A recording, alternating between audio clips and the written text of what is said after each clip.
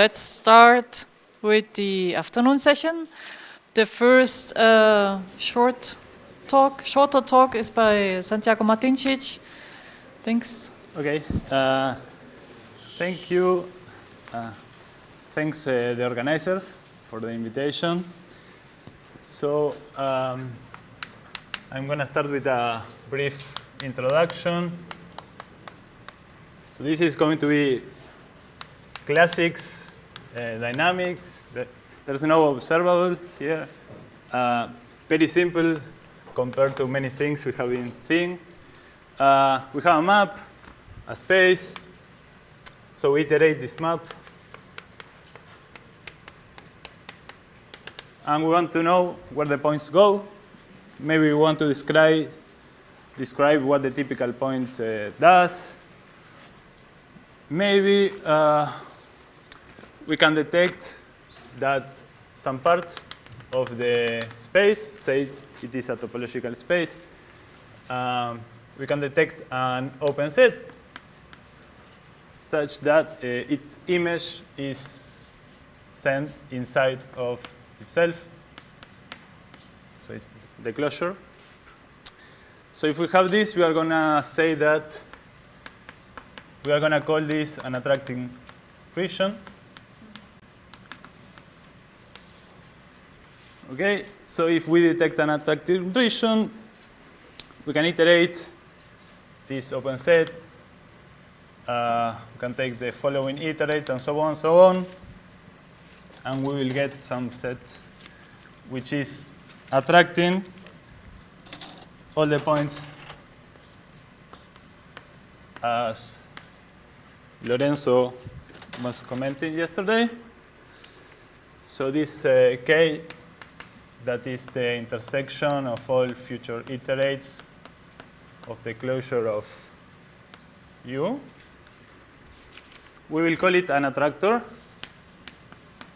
for this talk, at least. And say, to be more precise, it's an attractor if it has some indecomposability property that we can say, for example, that the dynamics of this K, which is going to be invariant, has no other attracting regions inside. Proper attracting regions, if you want. Okay. So, for example, example 1, say, we can have a closed surface in R3. We look at the height function, the how do you say this? The vector field, which is the gradient flow. Will go down, will flow down. And here, for example, this point,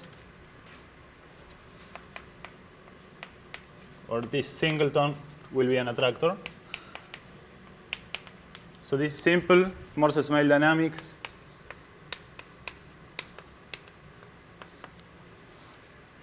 On the other hand, for example, we can have in the two torus, so I'm going to identify this with this, and this with this. The space, say, is R2 quotient by C2, and we can consider the matrix 2, 1, 1, 1, the cat map, integer coefficients, determinant 1. So this is a map from X to X. It's a hyperbolic matrix. It has two eigenvalues, one which is smaller than 1, one which is bigger than 1. The directions of the eigendirections of these eigenvalues determine directions where the action of this map expands and contracts. And in this case, we have points that wander and whose orbit by the system are dense. So in particular, there are no attracting regions. So it's two different type of situations. But what we are going to be interested in this talk is partial hyperbolicity. So I'm going to talk about partial hyperbolicity now.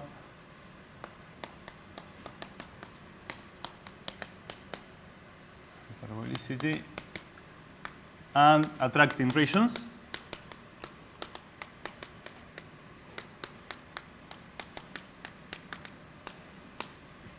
So from now on, the space X is going to be M, a closed manifold.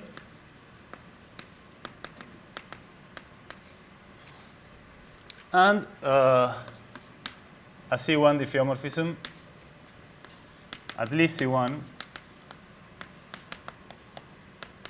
in this space. It's called partially hyperbolic.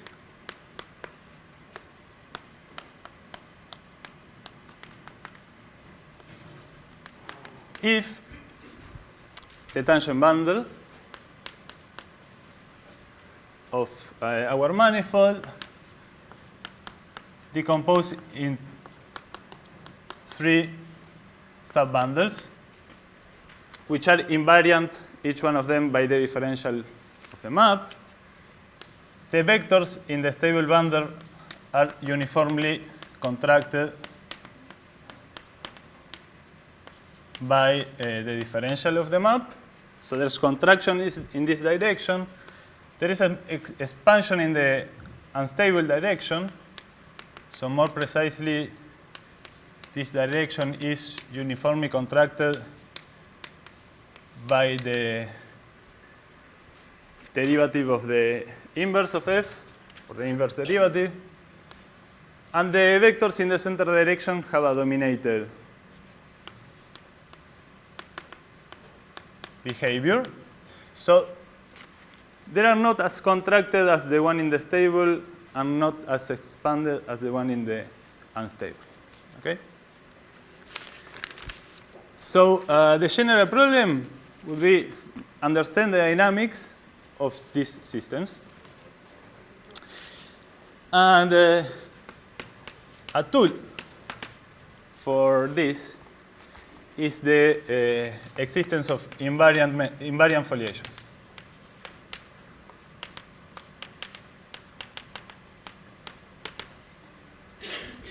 So this starts with Hirsch, Puig, Schub, Brin, Pessin in the 70s. There exists a foliation WPS and WU that are tangent to the stable and unstable directions. So these foliations say have C1 leaves if the diffeo is C1, and the stable direction, it's they are in C1 immersed, injectively immersed submanifolds, and the tangent space to the leaves of these foliations is the stable direction, and the same for the unstable. So briefly, what happens and what we are going to use of these foliations. So if I have, say, the unstable foliation, suppose it's of dimension 1. No matter how small, I take a small segment on the unstable foliation. I iterate, since it is in the direction where the diffeo is expanding, it gets a little bigger. a little more long, and so on. So it gets as long as I want.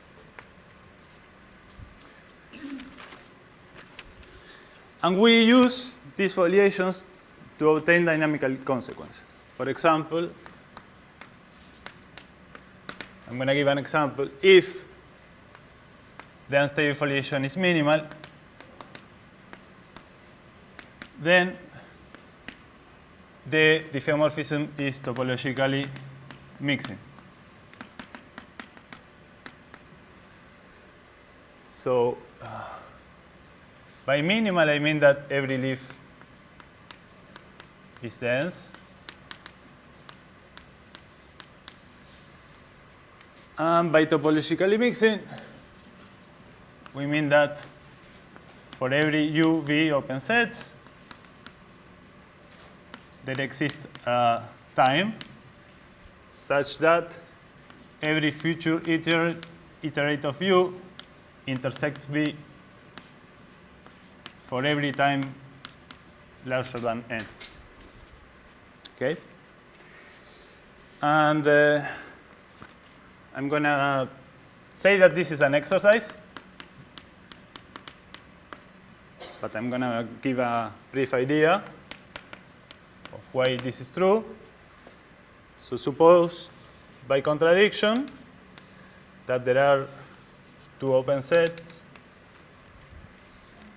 such that every future iterate of U never intersects or arbitrarily in the future iterates of U don't intersect V. So inside here, there is a small segment of the unstable foliation. So if I have if I iterate arbitrarily large iterates of U don't intersect V, I'm going to find a sequence of segments longer and longer that never meet V, and in the limit, there's a whole leaf of the unstable foliation that don't meet V, but that cannot be because we are assuming that the unstable foliation is minimal. Okay, good. If the unstable foliation is not minimal, let's define a UF minimal set.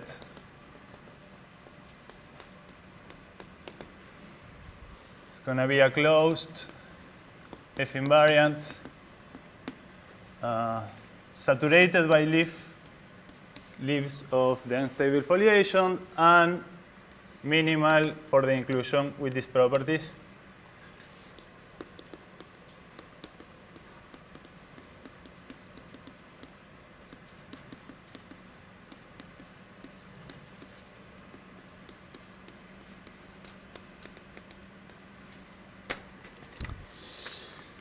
So the remark here, and if you want it's also an exercise, is that every attractor or every attracting region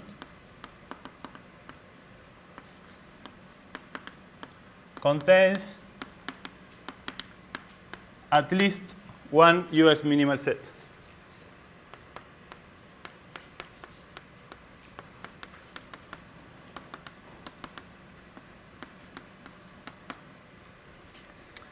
So I have my attracting region,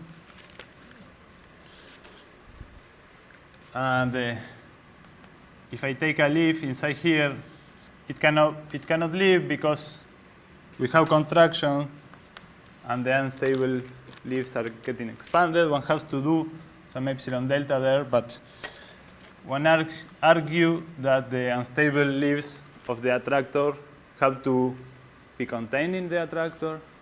And then one takes the orbit of this unstable leaf, the closure, and inside there, one gets a UF minimal set. So, consequence of this,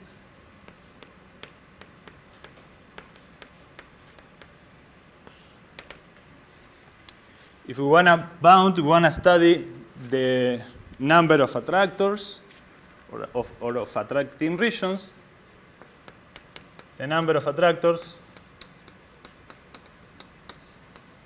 is bounded by the number of UF minimal sets.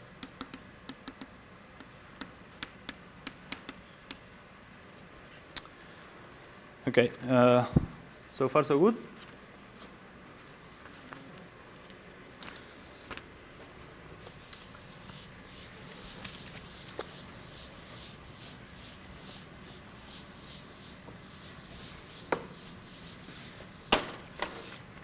So now let's talk about partial hyperbolicity in dimension 3.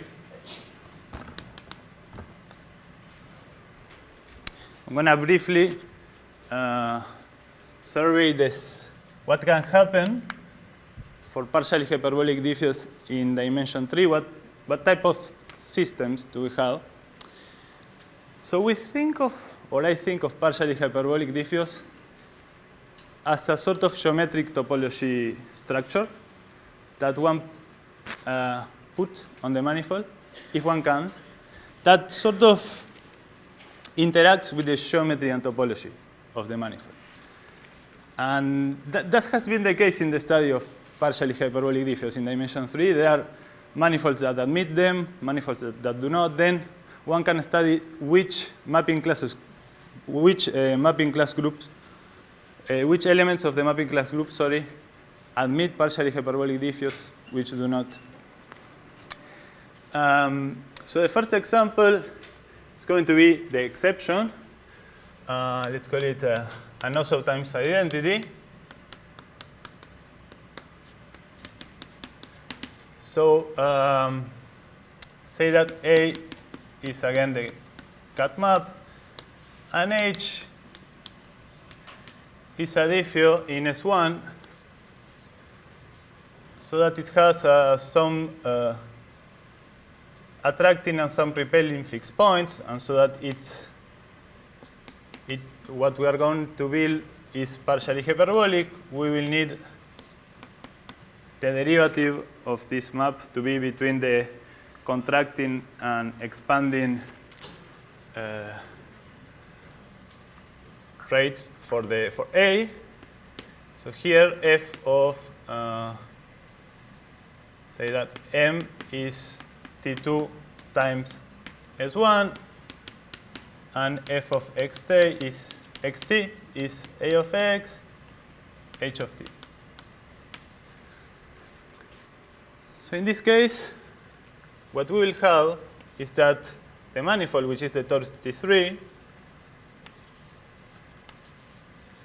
so has an invariant foliation by torus T2, and that are alternating contracting and repelling. And each one of them is saturated by the unstable foliation and also by the stable one. So they are SU torus. So like this, I can do, each one of them is a repeller or an attractor, and I can do an arbitrary number of attracting regions.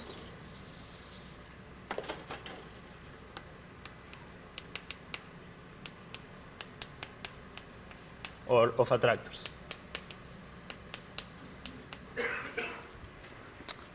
One can make a similar example if instead of, one can see this as we're gluing the top and bottom here by the identity, but if I glue it by A or a power of A, it's going to work too. So it's similar if M is a suspension. One can do the same if M is a suspension of a hyperbolic matrix in the two torus.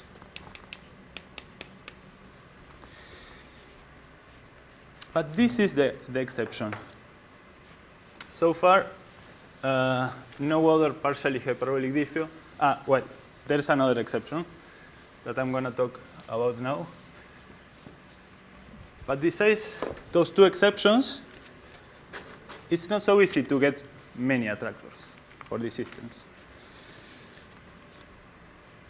Okay, So quickly, we have derived from Anosov systems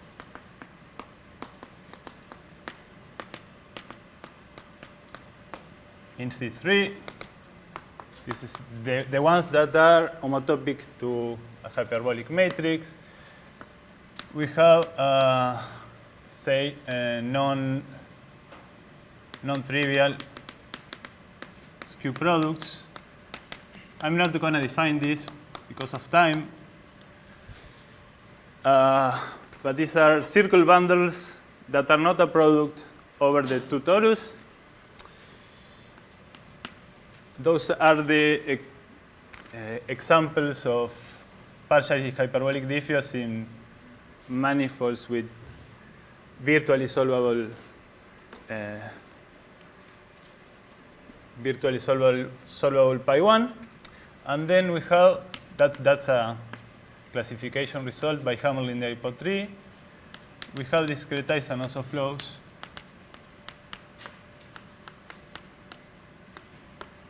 which an example of this is just taking the geodesic flow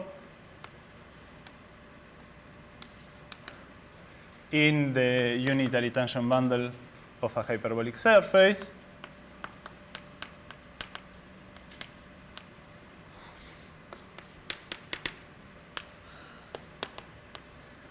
And taking the time one of this.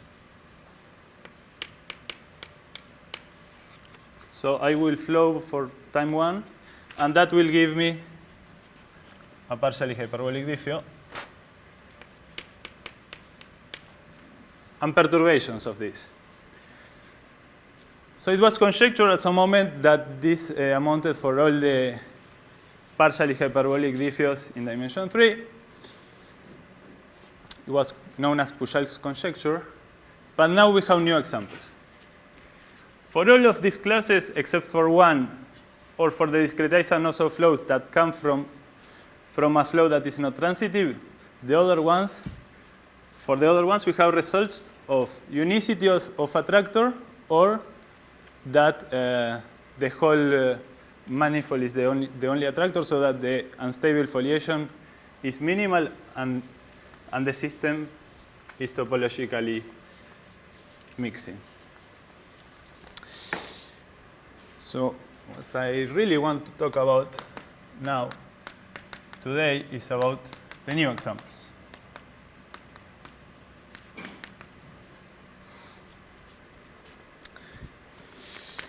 Okay. So M will be the unitary tangent bundle of a surface, again. And let me make a quick remark. If one has an homeomorphism in the unitary tangent bundle,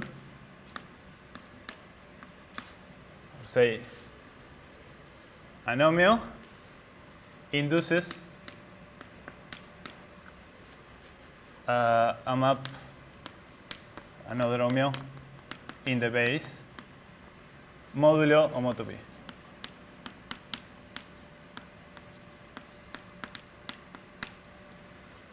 Okay, this is because the fibers are in the center of the pi1.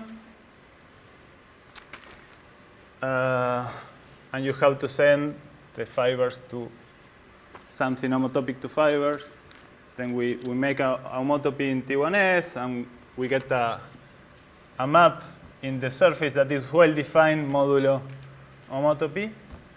So this is an element of the mapping class group of the surface.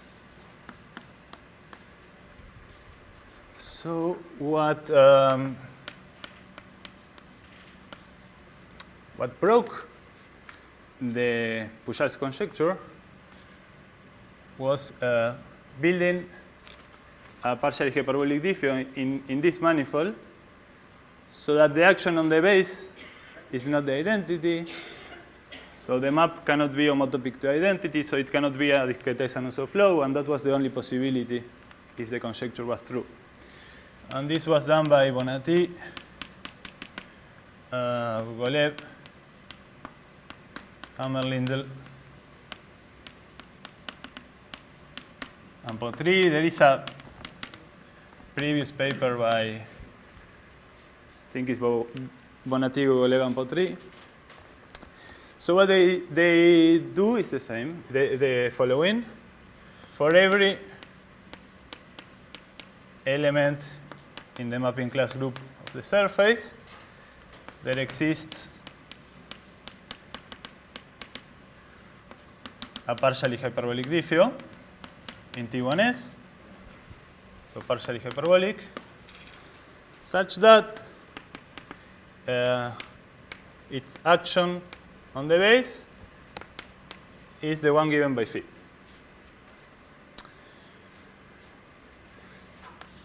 So briefly, just to give an idea, morally,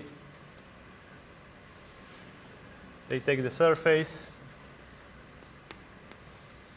and they put a metric on it so that one closed curve here is very, very short.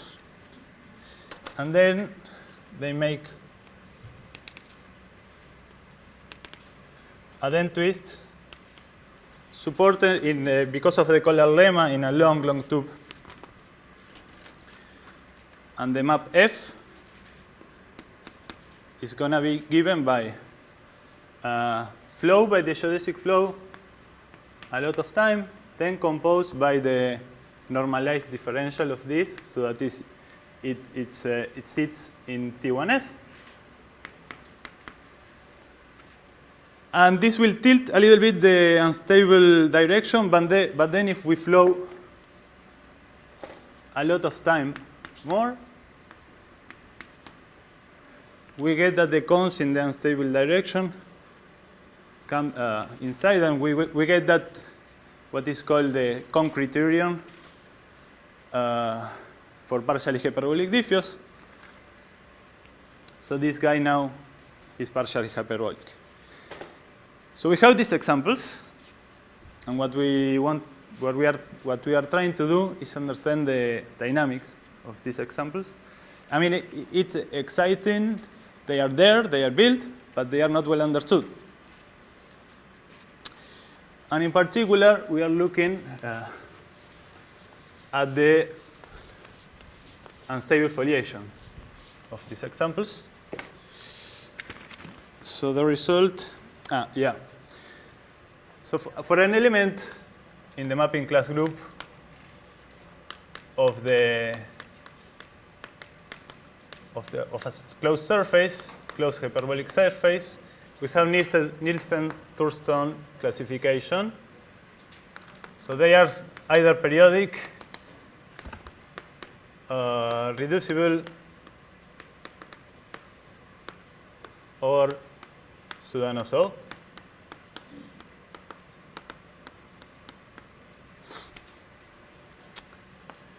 So the theorem, this is shown to work with Sylvain Crevisier and Raphael Po 3, is that if we have one of these guys, but I'm going to state it a little bit more general. So suppose we have a partially hyperbolic diffeo such that either M is ciphered, it's a ciphered manifold. So in particular, T1s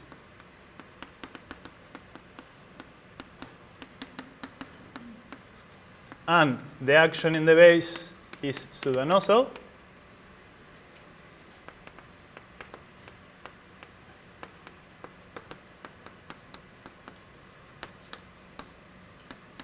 Or, for some reasons, with the same techniques, we can treat the case where M is a hyperbolic 3 manifold. Then there exists a unique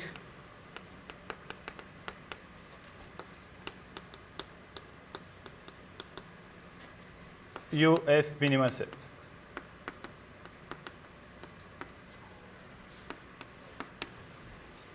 And of course, as a corollary of this, uniqueness of attractor or of attracting region. Good. How much time do I have? None? 1 minute? No? Okay. 1 minute. 1 minute? Yeah, so I'm going to skip the ideas on the proof. Here. So, now further things.